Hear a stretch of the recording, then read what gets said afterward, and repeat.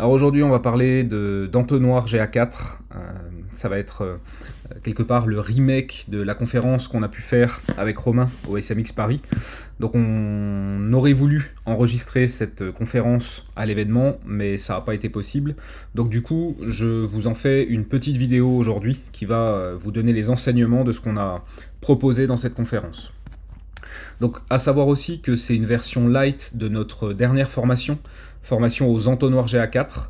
Donc une formation en deux parties, dans laquelle d'une part Romain passe à peu près 3 heures pour vous présenter l'intégralité des possibilités d'exploration dans GA4, l'intégralité des différentes visualisations, des différents types d'exploration qu'on va pouvoir voir. Il les passe en revue complètement, hein, les options, c'est vraiment 3 heures sur le produit.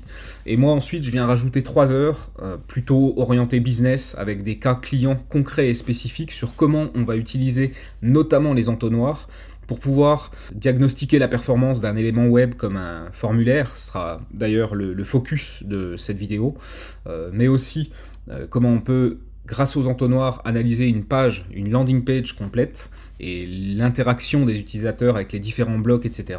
Et puis on peut aussi voir ça sous forme d'un parcours multipage, comme dans un exemple classique en e-commerce, où finalement on a des événements à travers plusieurs pages, et puis on va analyser la performance de l'entonnoir. Et vraiment, tout ce qui va être entonnoir, pour moi c'est incroyable de puissance pour pouvoir optimiser le taux de conversion. Donc déjà, peut-être un tout petit peu de contexte. Donc GA4, c'est la nouvelle version de Google Analytics qui remplace officiellement Universal Analytics à partir du mois de juillet 2023. Donc c'est déjà dispo depuis fin 2020. C'est un outil d'analytics qui va être plus moderne, basé sur un modèle tout est événement. Alors que sur Universal Analytics, c'était basé sur des sessions et des pages vues avant tout. Donc là, vraiment, tout n'est qu'événement. Une page vue est un événement. Voilà, c'est vraiment un modèle de mesure qui est vraiment différent. Donc ce nouveau paradigme n'est pas si simple à appréhender, parce que GA4 est très différent d'Universal Analytics. Donc vous avez la possibilité de vous former gratuitement pendant 10 heures sur GA4 pour découvrir et prendre en main l'outil. Et vous avez pour ça une formation qui s'appelle le Starter GA4, que je mets à disposition gratuitement du grand public pour pouvoir prendre en main et monter à bord de ce nouveau Google Analytics 4. Donc un outil pour des utilisateurs plus avancés, donc ça c'est vraiment mon interprétation. Donc l'une des grandes nouveautés de GA4, on l'a dit, c'est de raisonner en événement pour à peu près tout. Une autre nouveauté, ça concerne les rapports standards. Ils sont peu nombreux par rapport à Universal Analytics, et ils sont aussi plus difficiles à utiliser. En tout cas, c'est vraiment le feedback que la communauté nous donne, c'est waouh, GA4, j'ai vraiment beaucoup de mal à le prendre en main. Autant Universal, il m'a fallu un peu de temps pour le prendre en main, mais au final ça allait. Autant celui-là, j'ai l'impression qu'il est beaucoup plus difficile à prendre en main. Donc effectivement, pour moi, la philosophie avec laquelle Google a créé GA4, c'est très différent de la philosophie utilisée pour Universal Analytics. Ma conviction, c'est qu'ils ont créé un outil d'analytics pour des utilisateurs plus avancés, et ils sont partis du principe que de tels utilisateurs allaient surtout créer eux-mêmes leurs propres explorations, leurs propres rapports sur mesure, et du coup ils ne se sont pas tellement pris la tête sur les rapports standards. Après ça reste mon avis, mais en tout cas c'est vraiment l'impression que cet outil donne. Donc beaucoup ne l'aiment pas. Après, c'est aussi le temps de le prendre en main. On sait que l'être humain, de manière générale, il n'est pas spécialement fan du changement, en tout cas en majorité, en règle générale. Et du coup, pour l'instant, il n'y a pas grand monde qui aime ce GA4. Alors moi, c'est tout le contraire, vraiment, je l'aime beaucoup. Notamment parce que tout peut être visualisé sous forme d'entonnoir, l'une des meilleures visualisations possibles pour optimiser. Alors, on va pouvoir optimiser un élément web comme un formulaire, donc encore une fois, c'est le case, c'est vraiment ce qu'on va voir dans cette vidéo, mais aussi une page, ses différents blocs, ses call to action, on va pouvoir mettre l'interaction avec cette page sous forme d'un entonnoir, et un parcours à travers plusieurs pages, comme en e-commerce, donc c'est ce que j'expliquais au départ. Au-delà d'une visualisation sous forme d'entonnoir, plusieurs éléments vont nous aider à analyser la performance, tels que la comparaison de segments ou le temps moyen entre chaque étape. Donc tout ça, on va le voir en détail ici. Donc, comme je disais, nous on va se focaliser majoritairement sur le setup d'un entonnoir pour un formulaire web. Donc le formulaire, c'est celui-là, c'est le formulaire sur une landing page d'un client. Donc qu'est-ce qu'on pourrait se poser par rapport à ce formulaire finalement? Qu'est-ce qu'on pourrait se demander pour savoir si la performance de ce formulaire elle est optimale? Donc il y a pas mal de questions. Est-ce qu'il y a un champ qui pose problème? Est-ce qu'il y a un champ en trop? Qu'est-ce qui se passe si on réduit le nombre de champs? Qu'est-ce qui se passe si on l'augmente aussi?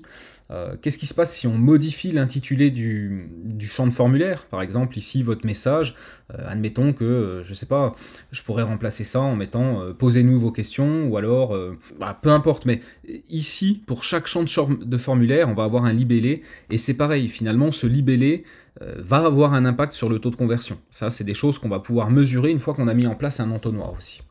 Et puis, est-ce qu'il y a un champ, par exemple, qui fait hésiter les gens? On sait que s'il y a un champ qui fait réfléchir, ça va être un blocage, et puis ça va réduire le taux de conversion du formulaire. Donc toutes ces questions, on va essayer d'y répondre. La question, c'est comment on peut répondre à ça? Et donc, on va essayer de répondre avec un entonnoir. Donc on va mettre en place le tagage sur le site, on va le faire ensemble. Ensuite, on va créer cette visualisation. Et enfin, dans la dernière partie de la vidéo, on analysera qu'est-ce qu'on fait de ça. Donc déjà, premièrement, mise en place par GTM. Alors, il y a plusieurs manières de mettre en place ce que je vais vous montrer là. Moi, j'ai choisi la plus universelle, c'est-à-dire qu'on va utiliser une balise HTML personnalisée de Google Tag Manager, dans laquelle on va ajouter un script, un JavaScript, et ce script, en fait, va agir en surcouche, et il va aller écouter la complétion des champs, il va aller récupérer le nom du champ qui a été rempli, il va récupérer aussi la valeur qui a été remplie dans le champ par l'utilisateur. Suite à ça, il va créer un data layer push avec un nom d'événement identifiable par champ. Et il va récupérer la valeur remplie dans le champ et il va l'ajouter en variable du data layer. D'accord? Alors, ça peut paraître un peu flou, ça peut paraître un peu technique, vous inquiétez pas, on va y aller étape par étape, puis ça va devenir plus clair. Donc déjà, dans Google Tag Manager, je crée une nouvelle balise, une balise de type HTML personnalisé.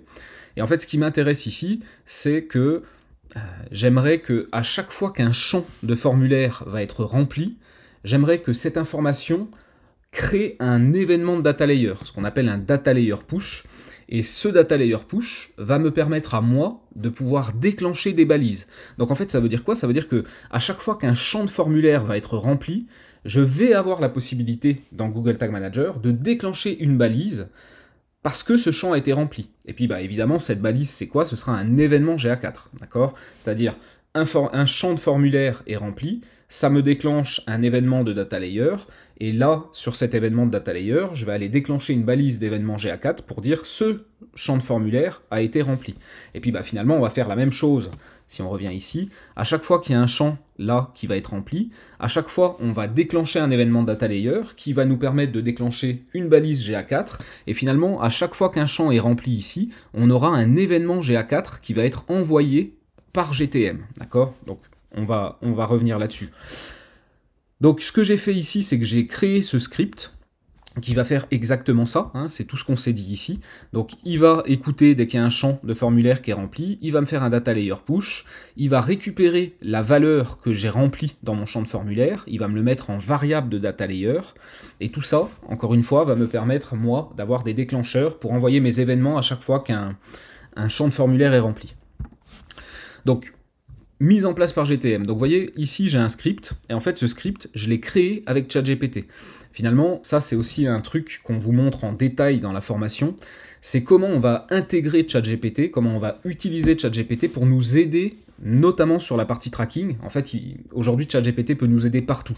C'est vraiment quelque chose qu'on va infuser dans toutes nos formations à venir. Ça a déjà commencé avec celle du mois dernier, du mois de mars, sur les entonnoirs GA4. Ça va continuer avec toutes les nouvelles formations qui sortent. Je vous rappelle qu'on a un abonnement intégral aujourd'hui qui donne l'accès à tout le contenu qui existe aujourd'hui, toutes les formations payantes, et chaque mois, il y a une nouvelle formation qui est ajoutée à l'abonnement intégral. Par exemple, pour le mois d'avril, la formation qui va être ajoutée, c'est tout ce qui est lié au e-commerce dans GA4. Comment on tag un site e-commerce, peu importe la plateforme, que ce soit PrestaShop, que ce soit WooCommerce, que ce soit Shopify, que ce soit un site custom. Et puis, une fois qu'on a fait ce tagage, comment on fait la configuration Analytics, et enfin, une fois qu'on a des données qui remontent dans l'Analytics, comment on crée nos rapports sur mesure et comment on les analyse. Vous voyez, donc cette nouvelle formation, elle arrive pour le mois d'avril et elle sera intégrée immédiatement dans l'abonnement intégral. Donc, pour en revenir, effectivement, donc j'ai utilisé ChatGPT pour pouvoir créer mon code ici. Et en fait, ce qui se passe, c'est que ChatGPT va nous assister. La plupart du temps, il va nous faire un script qui va pas forcément marcher du premier coup, ou en tout cas qui sera pas parfait. Et en fait, on va itérer avec lui encore et encore, jusqu'au moment où effectivement on a un code qui est parfait, qui fait exactement ce dont on a besoin. Donc, suite à la publication de cette balise, là, HTML, donc ce truc-là est censé, comme on l'a dit, écouter à chaque fois qu'un champ de formulaire est complété, et nous créer un événement de data layer. Donc, je l'ai publié et je l'ai mise en page vue ou en DOM près, ça c'est peu importe comme vous voulez, hein, c'est ici, voilà, moi j'ai mis en page vue, mais vous pouvez mettre un DOM près, ça marchera aussi. Et puis donc, on va voir que suite à la publication sur le site de ce script, il se passe bien ce que j'avais envie, c'est-à-dire qu'à chaque fois qu'un champ de formulaire est créé, est renseigné, il y a un événement de data layer de type field tracking avec le nom du champ et qui va être déclenché, et que pour chaque événement, la valeur renseignée va être remontée dans le data layer. D'accord ? Ça va devenir un peu plus concret ici. Donc effectivement, qu'est-ce qui se passe ? Là, je me suis mis sur la prévisualisation GTM. J'ai publié ce script sur ma page, et maintenant, à chaque fois que je vais venir renseigner un élément de formulaire, on voit bien ici qu'il y a des événements de data layer qui vont être renseignés, donc field tracking, et on se retrouve bien avec field tracking votre message, téléphone, email, prénom, nom, organisation, intérêt. Tout ça sont les champs de mon formulaire. Intérêt, organisation, nom, prénom, email, téléphone, message. D'accord ? Donc là, je vous ai mis une flèche ou deux pour que vous voyez que, effectivement, à chaque fois qu'un champ est rempli, boum, on a bien un événement de data layer spécifique qui est créé ici. D'accord ? Et puis, il y a un truc aussi que je vous avais dit, c'est qu'on récupère la valeur du champ. D'accord ? Donc là, je suis sur le champ email.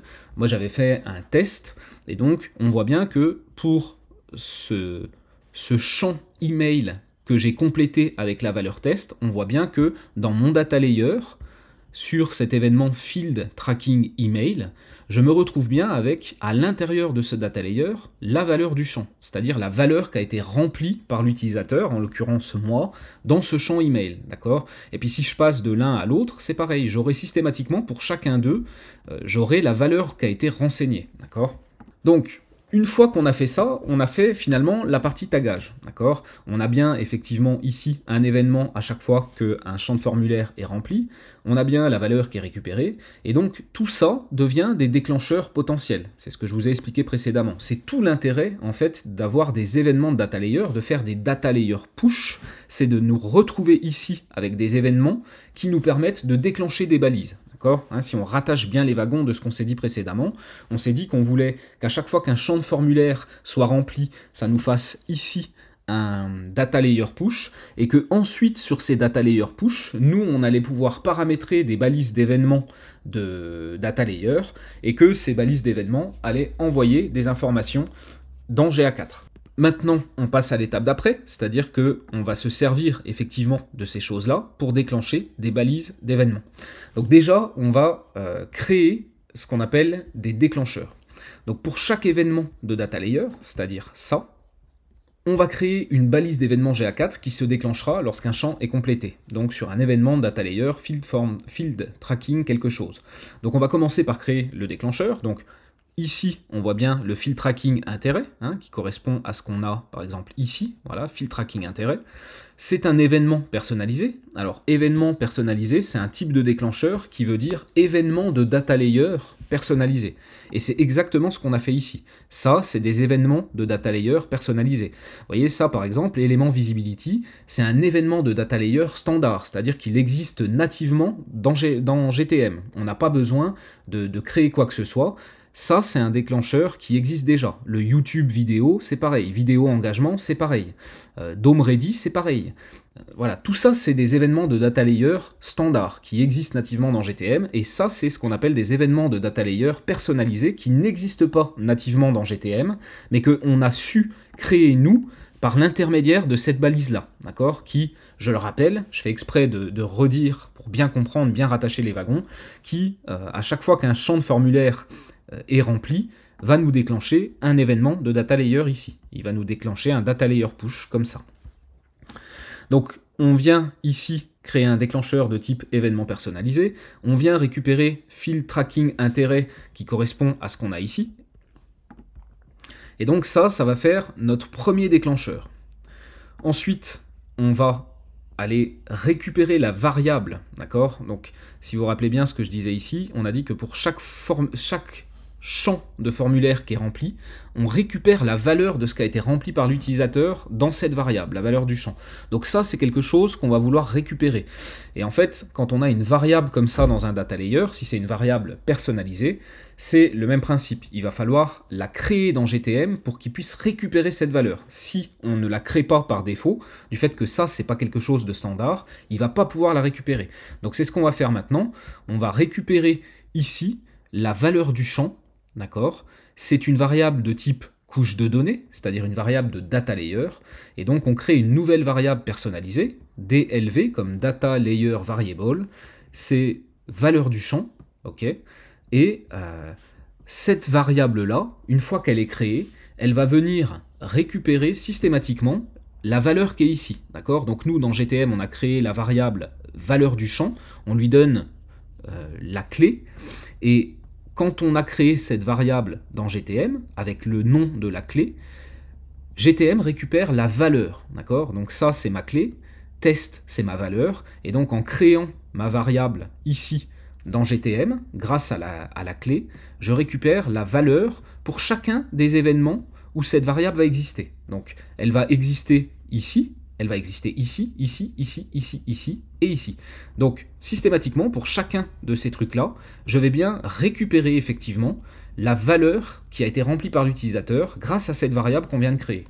Donc, c'est ce qu'on a fait ici, voilà.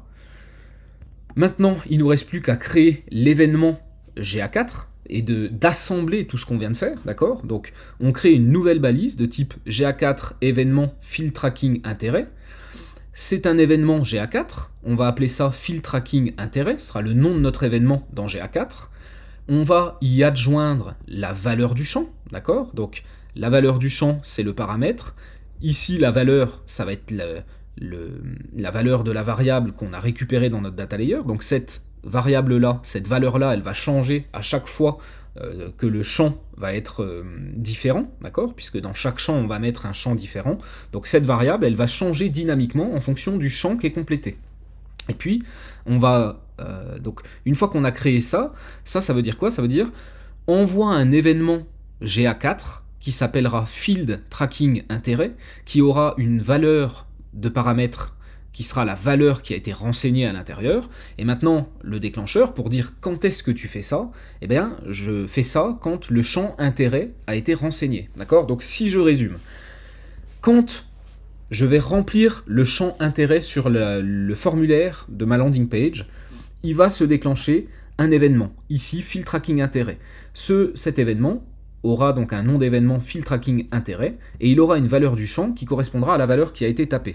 Et donc, moi, ce que j'ai fait ici, c'est que, effectivement, quand j'ai mon champ intérêt qui est complété, ça me crée un déclencheur.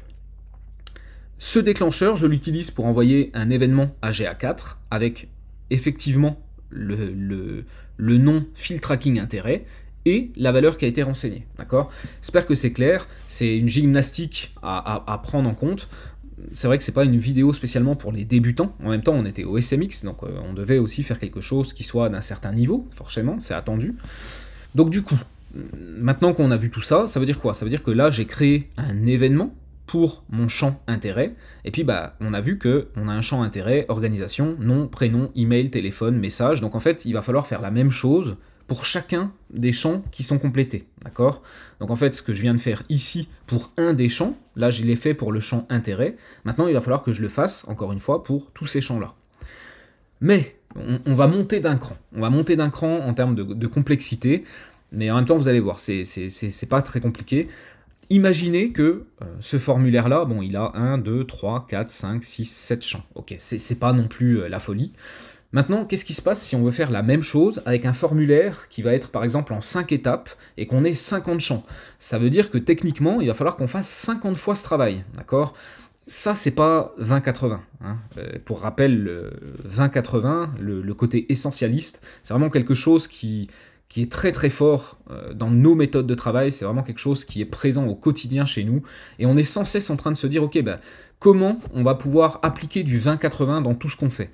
Et là, quand je vois ça, je me dis, bah ça c'est pas hyper 20-80, si j'ai 50 champs, c'est chiant, ça veut dire que je vais devoir me taper 50 déclencheurs à créer, 50 balises d'événements. Est-ce qu'il n'y a pas moyen de faire plus que ça? Est-ce qu'il n'y a pas moyen d'être plus malin? Est-ce qu'il n'y a pas moyen de faire le travail une fois et que ce travail va s'adapter finalement à mes 50 cas de figure? Et la réponse évidemment c'est oui. Donc on va faire ce qu'on appelle une variabilisation. Je ne suis pas sûr que ça existe mais peu importe. Donc la variabilisation, elle va nous permettre de simplifier et de faire les choses une seule fois plutôt qu'une fois par champ. On va donc variabiliser à la fois nos déclencheurs et à la fois nos balises. Alors comment on va faire ça? Donc on va commencer par le déclencheur.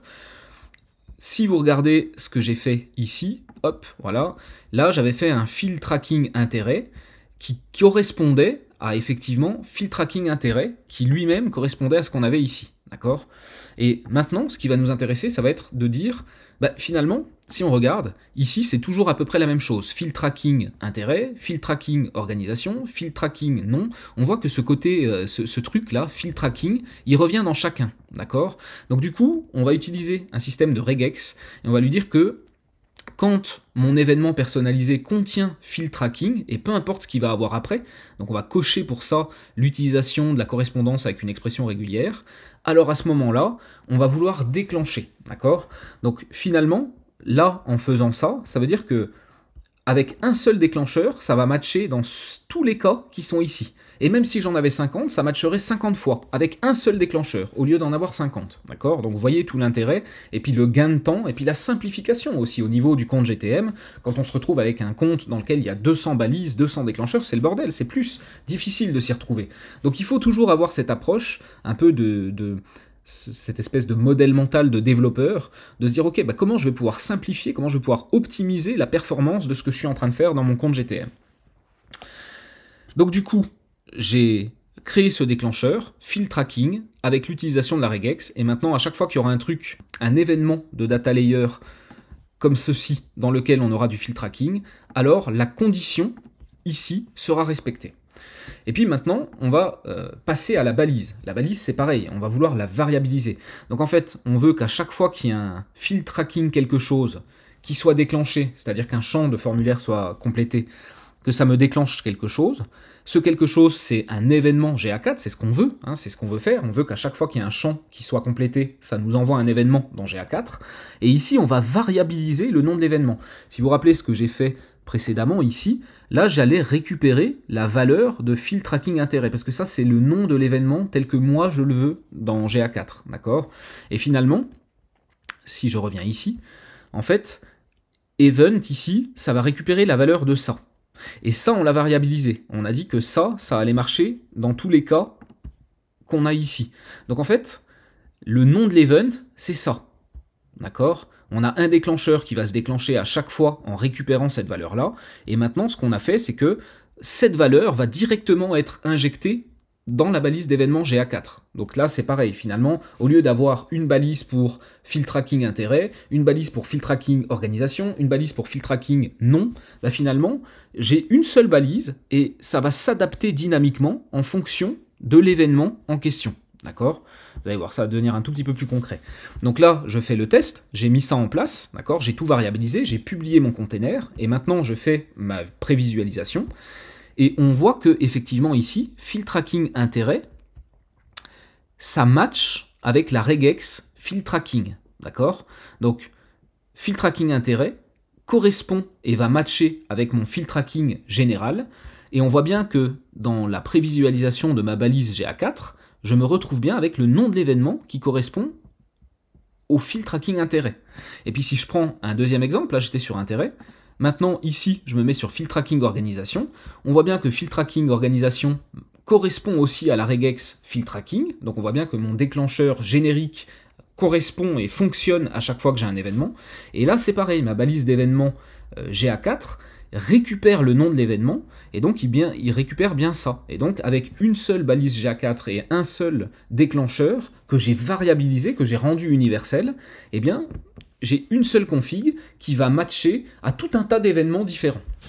Donc maintenant que les données sont envoyées à GA4, puisque encore une fois, on a créé nos balises d'événements et on les déclenche à chaque fois qu'il y a un champ de formulaire qui est rempli. Donc ça fait que la balise envoie les informations à Google Analytics 4 à chaque fois qu'un champ de formulaire est rempli. Donc les données sont bien envoyées dans GA4, et maintenant on va créer l'exploration pour analyser les résultats. Donc pour ça, on va se rendre dans GA4, dans la partie exploration, mais avant ça, créons une nouvelle dimension personnalisée. Alors effectivement, pourquoi je fais ça ? Je crée une dimension personnalisée, ici, dans l'administration de GA4, dans les définitions personnalisées, dimension personnalisée, et je vais lui dire que c'est valeur du champ, une variable de portée événement, parce que effectivement, comme on l'a vu précédemment, c'est au niveau d'un événement qu'on va envoyer le paramètre valeur du champ, d'accord, notre variable. Donc, ici, c'est bien ce qu'on va vouloir informer. On va vouloir informer GA4, on va lui dire, tu vas recevoir des paramètres d'événement, dont tu vas recevoir un paramètre d'événement qui s'appelle valeur du champ. Donc ici, on lui indique que c'est bien au niveau de la portée événement. Là, on lui donne bien le nom de la variable. Et ici, on va remplir simplement la même chose que ce qu'on a mis ici. D'accord ? Là, on peut donner une petite description. Donc c'est la valeur du champ de formulaire rempli par l'utilisateur. En fait, ce qui est important, c'est que si vous envoyez des variables personnalisées dans GA4, si vous voulez pouvoir vous en servir dans les rapports, il va falloir que vous la créiez sous forme d'une dimension personnalisée. Parce que sinon, GA4, il va bien recevoir la variable. Là, on le voit. En termes de paramètres d'événement, on lui envoie. Vous voyez, là, la valeur, c'est CFC de commerce. D'accord ? Donc, effectivement, j'envoie bien la valeur du champ avec mon événement, mais puisque c'est une valeur, c'est un paramètre personnalisé, si je ne le crée pas ici, à l'intérieur de GA4, alors GA4 la reçoit, mais moi je ne peux pas m'en servir dans les rapports, d'accord ? C'est une petite subtilité, donc faites-y bien attention. Dès lors que vous commencez à envoyer des choses qui sont personnalisées au niveau de vos événements, il faut absolument aller les créer en dimension personnalisée à l'intérieur de GA4, sans quoi vous ne pourrez pas vous en servir. Donc maintenant qu'on a fait ça, on va enfin effectivement pouvoir passer à l'exploration. Donc on va aller sur une exploration de l'entonnoir, dans la partie exploration. Alors, encore une fois, il y a tout un tas d'autres explorations. Les formats libres, les explorations de chemin, les cohortes, les chevauchements de segments, etc. Tout ça, c'est vu en détail dans la formation sur les 3 premières heures proposées par Romain, qui vous fait vraiment le tour intégral de l'ensemble de toutes les explorations, comment on va s'en servir, quelles sont les options, etc. etc. Moi, ce qui m'intéresse vraiment plus, c'est la partie exploration de l'entonnoir. C'est vraiment celle que moi, je trouve le plus actionnable dans une optique d'optimiser le taux de conversion et de faire progresser un site web ou une landing page ou un élément web comme un formulaire. Et c'est vrai que moi, sur les 3 heures de la formation, je suis vraiment beaucoup plus sur la partie entonnoir, même si je vous montre aussi comment on va pouvoir utiliser les formats libres pour créer des tableaux ou des tableaux croisés dynamiques vraiment ultra puissants avec de nombreuses dimensions. Voilà. Donc une fois qu'on a cliqué là-dessus, on arrive sur donc la création de notre exploration. Et ce qui va être intéressant ici, ça va être donc les différentes options. Donc globalement, ici, on a la partie ingrédients, d'accord ? Donc là, il va falloir ajouter des dimensions, ajouter des métriques, on peut ajouter des segments. Là, c'est vraiment les ingrédients qu'on va vouloir mettre dans notre recette de cuisine, dans notre entonnoir. Ici, c'est la partie recette, d'accord ? Donc, j'ai mes ingrédients qui sont là sur la gauche, j'ai des dimensions, j'ai des métriques, j'ai des machins, et maintenant, ici, je vais vraiment construire mon exploration, d'accord ? Donc, si on continue la métaphore de la cuisine, là, on est vraiment dans les ingrédients, et ici, on est vraiment dans la recette de cuisine, et ici, on est dans la visualisation de ce qu'on est en train de faire. Donc, nous, ce qui va nous intéresser, ça va être de modifier les étapes, d'aller ajouter des étapes. On va voir les étapes dans la slide juste après. Mais là, c'est vraiment pour vous expliquer dans les grandes lignes comment ça fonctionne, une exploration de l'entonnoir. Donc, on vient renseigner ici des étapes. Donc, étape 1, ici, c'est View Item. Là, pour l'exemple, c'est par exemple si on veut faire un entonnoir e-commerce. View Item, c'est un événement Google Analytics 4 qui dit qu'on a vu un produit. On a vu une fiche produit. Et donc, mon étape 1, ce sera mon View Item. Donc on va pouvoir mettre un événement, généralement c'est souvent ce qu'on va mettre, un événement par étape, d'accord ? Ce qui va nous permettre de voir un séquençage sous forme d'entonnoir de différents événements qui se suivent. Donc Moi, ce que je vous recommande, c'est quand vous venez ici chercher votre événement, utilisez bien la fonction de recherche, parce que sinon, la liste peut être très longue. Vous pouvez mettre, enfin voilà, d'un point de vue productivité, cherchez systématiquement avec la barre de recherche ici pour trouver vos événements beaucoup plus rapidement. Vous avez la possibilité de mettre une durée, dire que, bah voilà, par exemple, l'étape 2, elle doit être réalisée dans les 5 minutes suivant la réalisation de l'étape 1. Donc ça, c'est une des options, d'accord? C'est une option qui est possible. On va pouvoir mettre des contraintes en termes de temps entre différentes étapes d'un entonnoir. Là, c'est juste pour vous expliquer comment ça fonctionne dans les grandes lignes, les différentes options, d'accord? On va avoir aussi la possibilité de mettre des conditions pour une étape. On pourrait dire par exemple, je veux que ce soit un view item ou que ce soit un autre événement par exemple, ou alors je voudrais que ce soit un view item et que l'utilisateur soit sur mobile par exemple. Vous voyez, enfin, on va pouvoir mettre pour chaque étape, on va définir généralement un événement, mais on va pouvoir aussi aller plus loin et mettre des conditions multiples. Ça évidemment, je vous l'explique en détail et sous forme très concrète en fait dans la formation. Je vous montre dans un cas concret de A à Z, comment on va mettre ça en place, pourquoi on peut utiliser ça. Et là, c'est vrai que c'est un peu théorique, et du coup, c'est un peu décousu, et voilà, je m'excuse, c'est vrai que c'est pas forcément hyper clair, et en même temps, bah, dans la formation, c'est intégré dans un cas, enfin, dans plusieurs cas business concrets. Là, je fais au mieux en fonction de ça. Donc on va ajouter nos différentes étapes. Au fur et à mesure, on va ajouter nos étapes. On va avoir ici un résumé qui correspond au nombre d'utilisateurs qui correspondent à la séquence. Et puis, à chaque fois qu'on ajoute une étape, on peut dire qu'elle peut être indirectement suivie par ou directement suivie par. Donc ça veut dire que, par exemple, si je vois ici un produit et que l'étape suivante, c'est un ajout au panier, bah, si c'est indirectement suivi, c'est ok. Ça veut dire que finalement, à partir du moment où la personne elle a vu un produit, puis qu'un peu plus tard, elle a ajouté au panier, elle rentre dans mon entonnoir. Par contre, si c'est directement suivi, bah, elle va pas rentrer dans mon entonnoir, sauf si elle ajoute au panier vraiment immédiatement. Il ne faut pas qu'il y ait d'événements entre les deux. C'est un peu tricky, les entonnoirs sur GA4. Il y a quelques options qui sont importantes de prendre en compte. Et on va revenir là-dessus. Dans les slides, je vais quand même vous montrer un peu ça.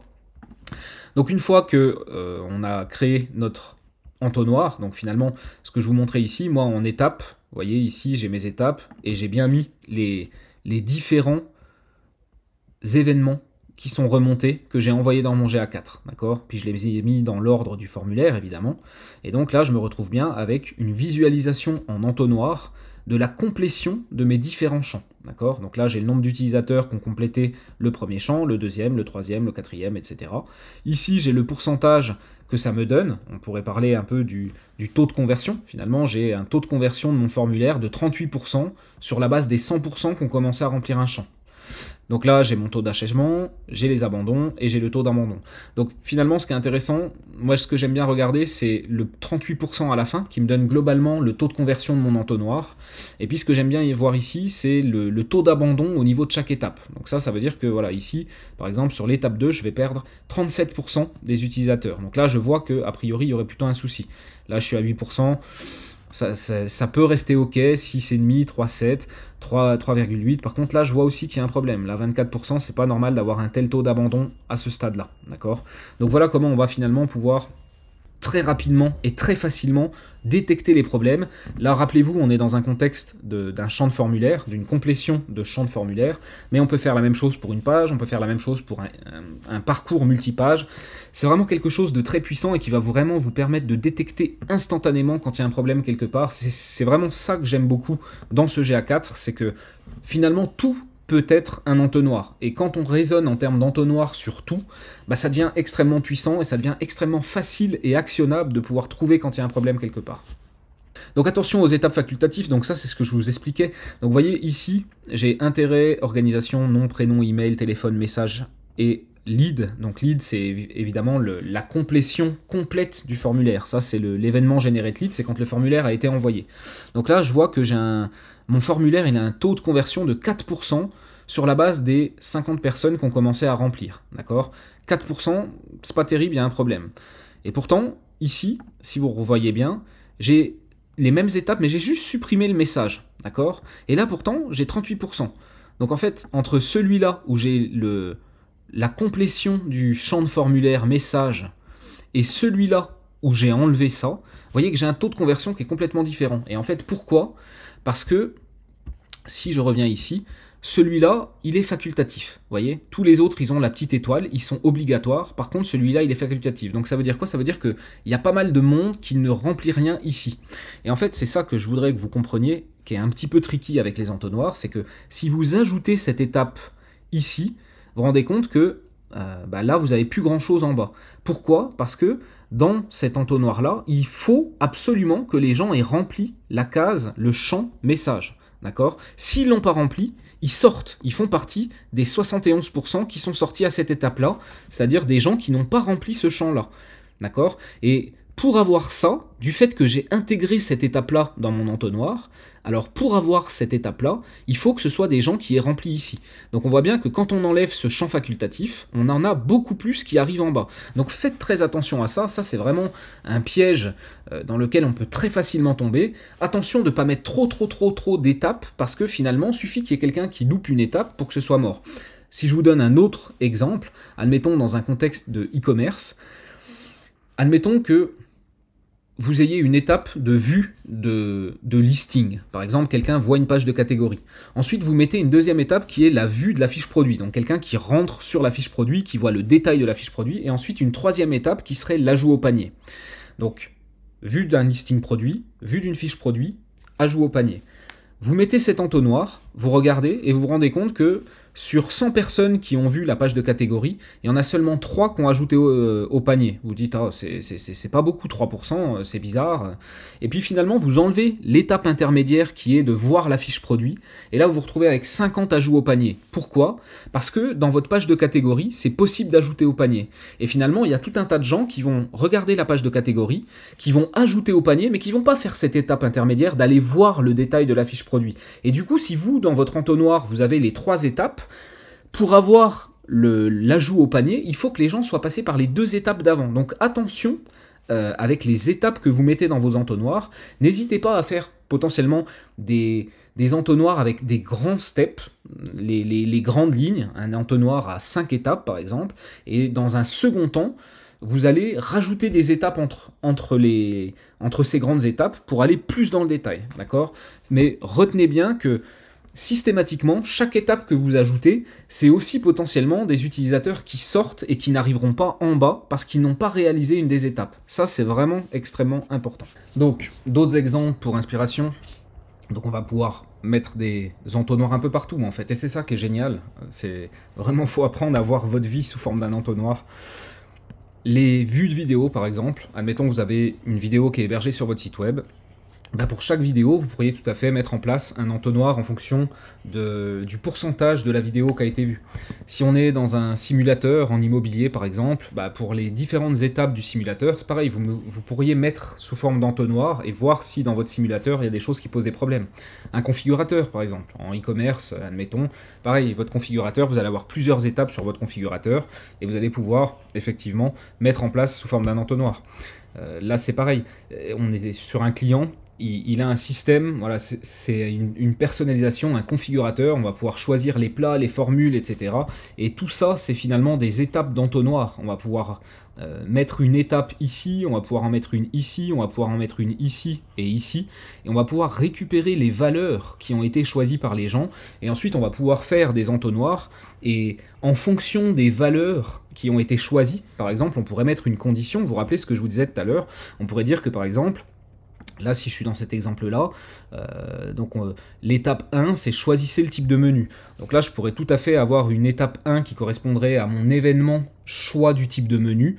Et je pourrais mettre un paramètre pour dire, je veux voir uniquement quand les personnes ont choisi le plat préparé et non pas le plat traiteur, vous voyez, ou vice-versa. Et donc, en fait, on va vraiment pouvoir aller dans le détail de tous ces workflows, en fait, de tous ces enchaînements d'événements, d'interactions, et ça va nous permettre de pouvoir vraiment avoir une analyse extrêmement précise, extrêmement pointue, et d'être capable de prendre des décisions, de mettre en place des tests très rapidement sur la base de ces données-là, pour confirmer ou infirmer des choses qu'on pourrait avoir remarquées au niveau de l'enchaînement, et se dire, tiens, c'est pas normal qu'il y ait un tel taux d'abandon à telle étape, par exemple.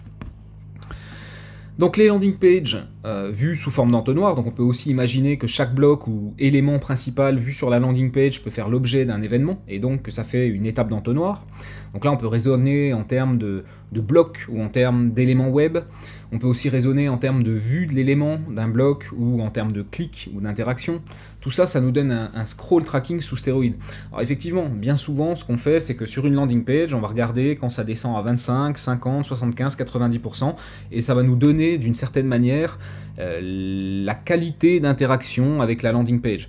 Mais on va pouvoir aller beaucoup plus loin. Vous voyez, par exemple, ici, on va pouvoir vraiment s'intéresser aux blocs, parce qu'en fait ce qu'il faut comprendre c'est que dans une démarche de copywriting, d'amélioration des performances d'une landing page, c'est pas tant de savoir que les gens ils s'arrêtent à 25% ou à 50% ou à 75% que c'est vraiment utile. Ce qui nous intéresse vraiment par contre c'est de voir que 100% des gens ont vu le bloc 1 et que par exemple le bloc 2 j'en ai seulement 50% qui arrivent au bloc 2 et donc peut-être mon bloc 1 il faudrait que je l'améliore parce qu'il n'est pas assez performant. Vous voyez là typiquement j'ai un taux d'abandon de 42%, 23%, 23%, ici 16%. Tout de suite c'est parlant, tout de suite on se dit ah ouais mais là il y a probablement un problème et du coup là ça devient extrêmement actionnable. Le fait en plus de savoir vraiment au niveau des blocs quel est le souci, c'est pareil, ça va nous permettre de savoir que c'est vraiment ce bloc-là qu'il va falloir retravailler son copywriting, le workflow au niveau de la page, etc. Vous voyez, tout de suite, ça devient très concret, ça devient très très actionnable. Donc, c'est pareil, ça, typiquement, c'est le business case numéro 2 de la formation Exploration GA4. Ça, c'est mon deuxième business case à moi, où on va sur une landing page et où on étudie justement, et on va vraiment dans le détail. Ensuite, c'est pas seulement mettre en place, créer l'exploration, mais c'est aussi l'analyser et savoir qu'est-ce qu'on en fait derrière. Vous voyez, c'est vraiment le workflow de base.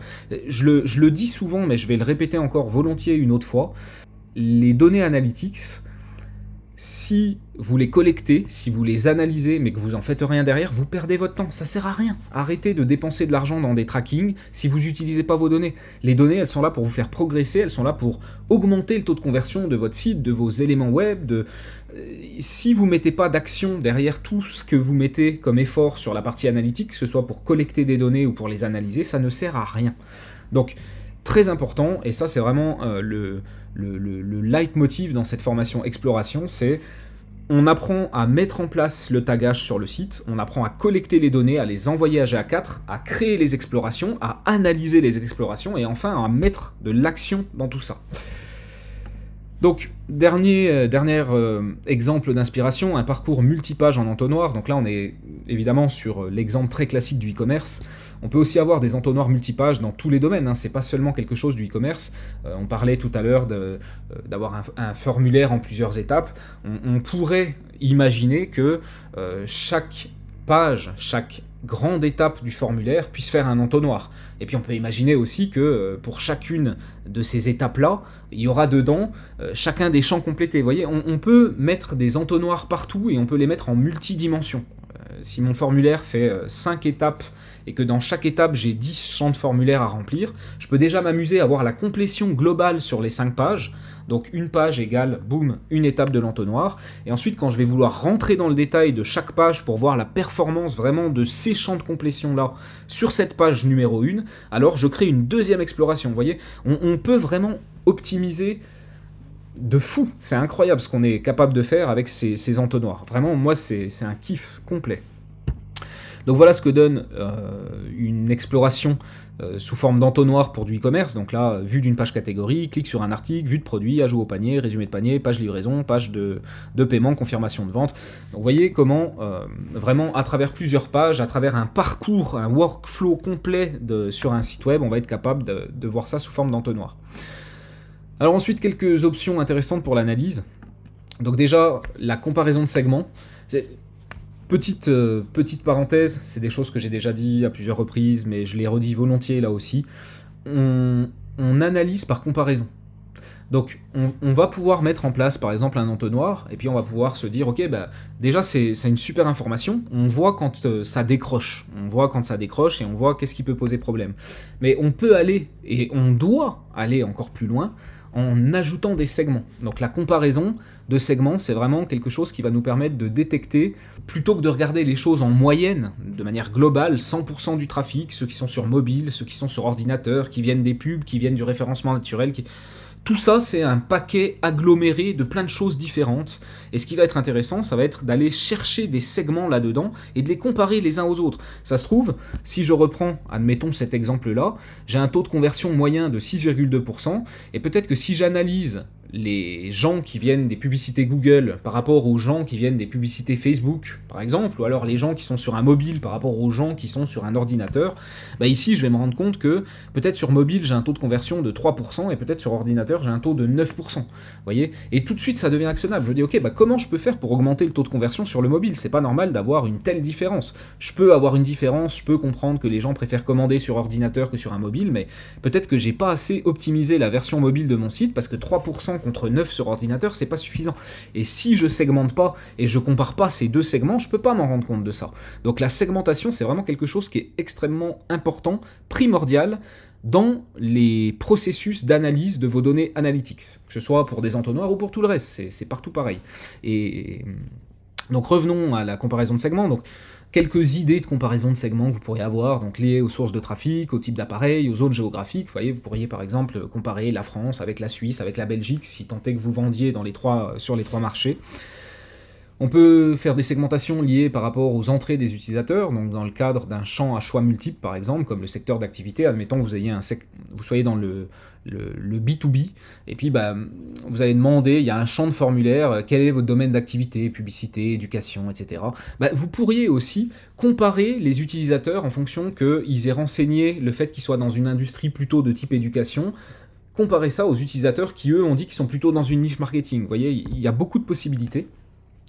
Lié aussi au nombre de sessions. Ça, c'est typiquement un truc que j'aime faire en e-commerce, par exemple. On va comparer les gens qui ont fait une seule session et on va comparer les gens qui en ont fait 2 ou plus. Et en fait, on va se rendre compte que dans la plupart des cas, pour la population des gens qui ont fait au moins 2 sessions sur le site, ils ont un taux de conversion qui est 2 à 3 fois supérieur que les gens qui viennent pour la première fois. Et c'est quelque chose qui est plus ou moins attendu et logique. Mais voyez comment on va pouvoir comparer différents segments et vraiment, il n'y a pas de limite. Là, c'est juste votre imagination.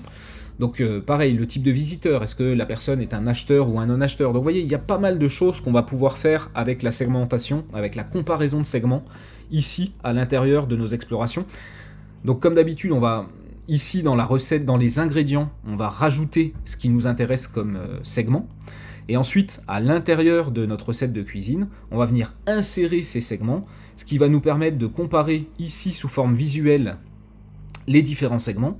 Et ici également, ça va nous permettre de comparer ligne par ligne et de voir la performance. D'accord ?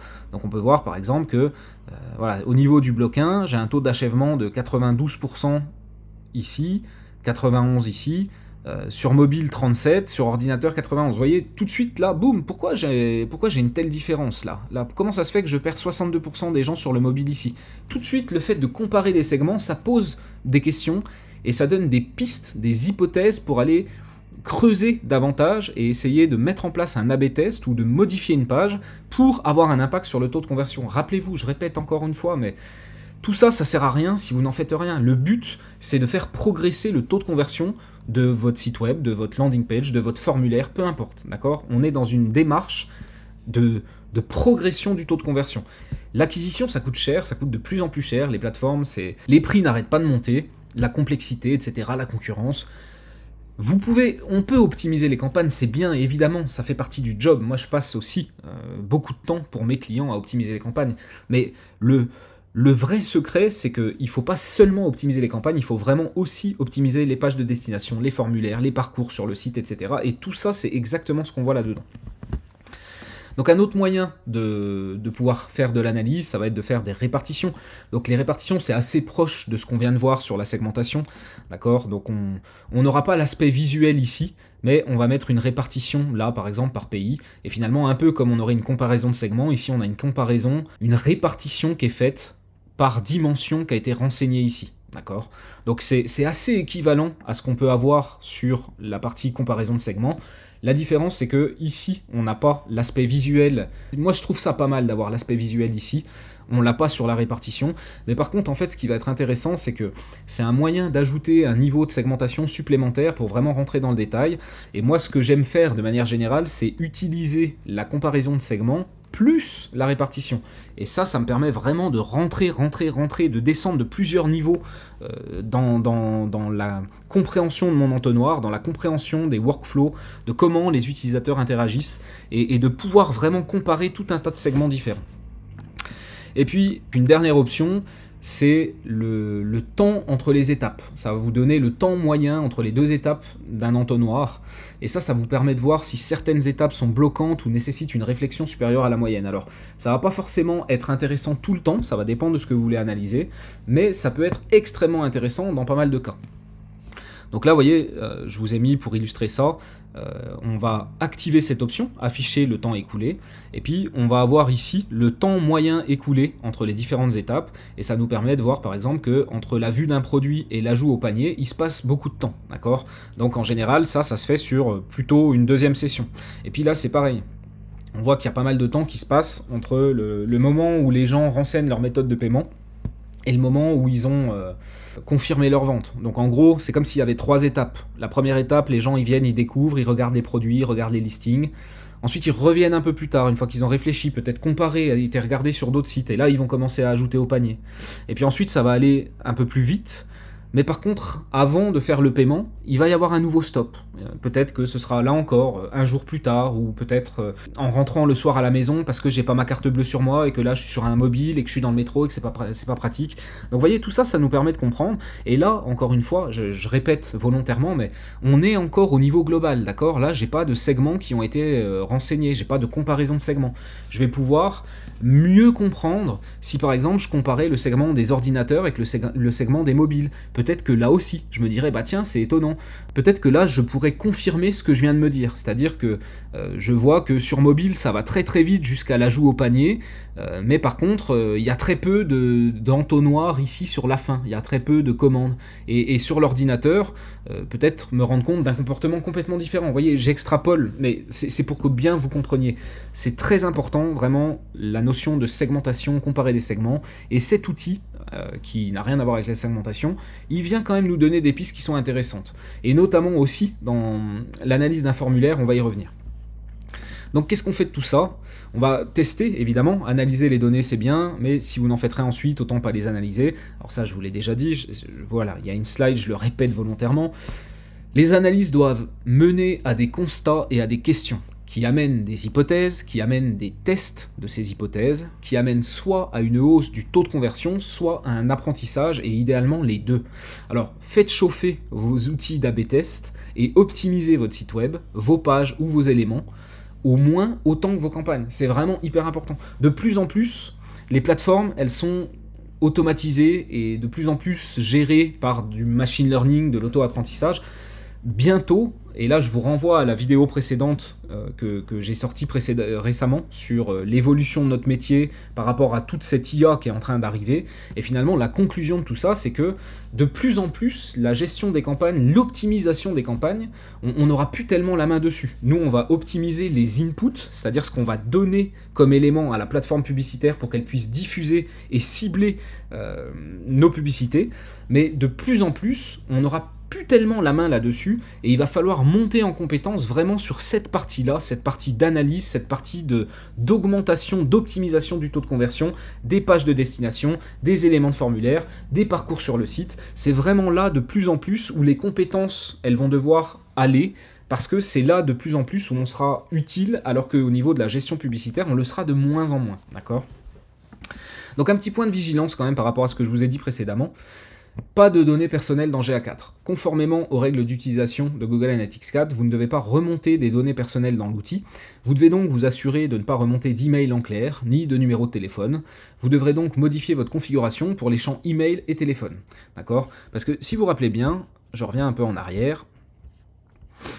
Ici, on voit bien que à chaque fois qu'on envoie, à chaque fois qu'il y a un champ de formulaire qui est complété, on va récupérer la valeur qui a été complétée.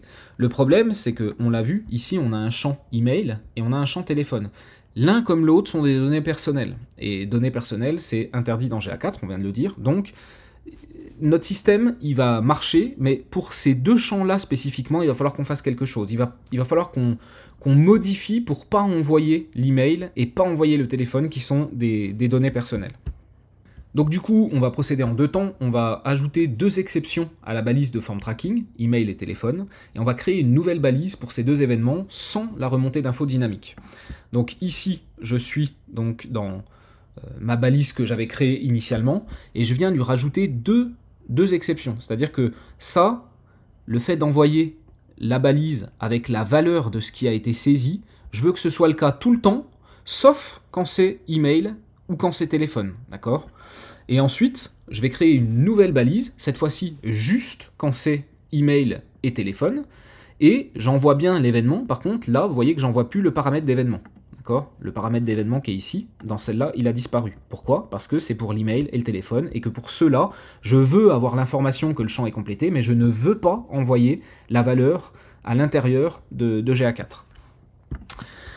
Et puis, donc pour terminer là-dessus, donc voilà la représentation finale de mon entonnoir. J'y ai ajouté le temps écoulé. Et là, ça va être intéressant. Je vois par exemple que ce champ-là va prendre un peu plus de temps, même nettement plus de temps en moyenne que le reste. D'accord ? Je vois que ici, c'est pareil. Donc ça, c'est une première piste. Et puis là encore, hein, je répète volontairement une dernière fois, mais est-ce que ça c'est hyper actionnable ?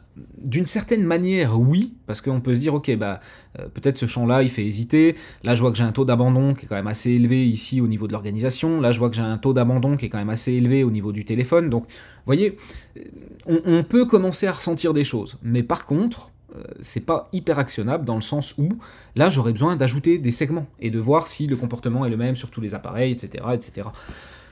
Du coup, ça je vous le donne en bonus, je l'avais pas noté dans les slides initiales au SMX. Dans cette analyse, moi je vois que le champ téléphone, il semble être un frein avec quasiment 20% d'abandon. D'accord, ici. Et puis, je vais donc demander au client si ce champ il est impératif ou non. On pourrait enlever le champ et comparer la qualité des prospects ainsi obtenus. Est-ce que ça a tendance à se dégrader ? Quand on donne, plus il y a de champs de formulaire, plus la motivation d'une personne, elle doit être élevée pour remplir ce formulaire, d'accord ? Et du coup, quand on va enlever des champs, ça veut dire que potentiellement, la motivation des personnes pour remplir le formulaire, elle est moins élevée. Elle n'a pas besoin d'être aussi haute puisqu'on a enlevé des champs, d'accord ? Mais le problème, c'est que il y a des fois où on veut vraiment que les gens qui remplissent soient très très motivés. Parce que ça veut dire que c'est des leads qui sont très très qualifiés, d'accord ? Donc il faut toujours faire attention, se dire, est-ce que je dois simplifier mon formulaire et avoir plus de leads ? Mais est-ce que la qualité de ces leads ne sera pas moins bonne ? Finalement, dans une boîte qui reçoit des prospects, les commerciaux, ils sont occupés, ils vont rappeler les leads, etc. Et finalement, c'est parfois moins rentable de leur donner plus de leads de moins bonne qualité, parce que derrière, eux, ils vont y passer plus de temps. Potentiellement, il faudrait recruter un commercial de plus, etc. Et si finalement, à la fin du jour, dans le cas numéro 1, on a 50 leads, et sur ces 50 leads, il y en a 20 qui deviennent clients, et le cas numéro 2, on enlève le téléphone, on enlève encore un champ, on rend ça plus facile, on a 100 leads, donc là il faut embaucher un commercial, voire un autre de plus, et puis finalement on a toujours 20 ou on a, mettons, 22 clients. Dans un cas comme ça, ce ne sera pas rentable de simplifier le formulaire parce que finalement on sera obligé d'engager une force de vente supplémentaire qui va nous coûter pour avoir seulement 2 clients de plus qui potentiellement ne permettront pas de rentabiliser le commercial supplémentaire. Donc il faut toujours faire attention à ça. Donc on comparera le volume de leads obtenus, qui devrait monter en théorie. Si on obtient plus de leads sans détérioration de la qualité, alors on gagne.